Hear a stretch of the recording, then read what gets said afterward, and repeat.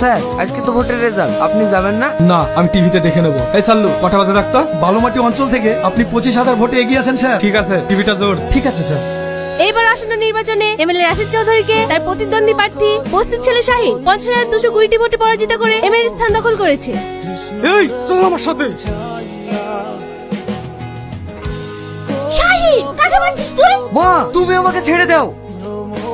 এই নরকত পশুর জন্য তুমি আমাকে মারলে?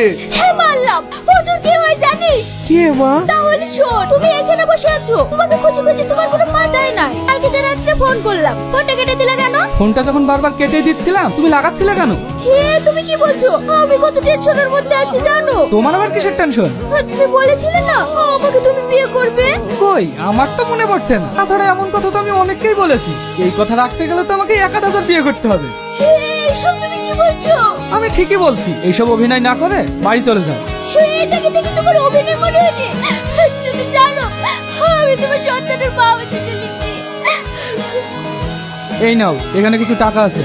ডাক্তারের কাছে গিয়ে আর আজকের পর থেকে তুমি আর আমাকে কখনো ফোন করবে না। তুমি এমন মনের মানুষ? ছি, এই নাও তোমার টাকা। কি রে মায়া, শরীর খারাপ করছে নাকি? সকাল সকাল উঠে বমি করছে যে? মামি। কি রে কাঁদছি কেন? কি হয়েছে বল। মামি, রাশিদ আমাকে ভালোবাসার প্রলোভন দেখিয়ে পোড়ামুখী সর্বনাশী, এ তুই কি করেছিস? এই, ওকে তুই কিছু বলিসি? হ্যাঁ মামি, আমার ভালোবাসা প্রত্যাখ্যান করেছে। আমাকে স্বীকার করতে চাইছে না। ওদের সাথে তুই বেড়ে উঠতে পারবি? ওরা দিনকে রাত আর রাতকে দিন করতে পারে। আর তুই এসব কি করেছিস? লজ্জা করলো না তার আগে? কি গো, কি হয়েছে? লজ্জার কথা আমি তোমাকে বলতে পারবো না। দেখো গা, তোমার ভাগ্নি খুব কাজ করেছে। ছি, সমাজের মুখে তুমি মুখ দেখাতে পারবা? এই বেরাই বাড়ি থেকে। আমাকে যেন তোর এই মুখ আর কোনোদিন দেখতে না হয়। আমরা পাড়ায় বাস করবে কি করে? ছি, এই কাজটা করার আগে তুই একটু চিন্তা করলি নি? মা, তুমি আমাকে পৃথিবীর আলো দেখাবে না? দেখাবো, তোকে আমি পড়তে দেবো না। আর এখানে থাকলে তোকে আমি বাঁচাতে পারবো না। তাই আমি তোকে অনেক দূরে নিয়ে চলে যাবো, অনেক দূরে। সেই দিনে চলে এসে এই বস্তিতে। আর তোর এই বস্তিতে হয় জন্ম। মায়া তুমি? হ্যাঁ আমি, এই তোমার ছেলে শাহি। এইভাবে তুমি আর কত লোককে জন্ম দিবা?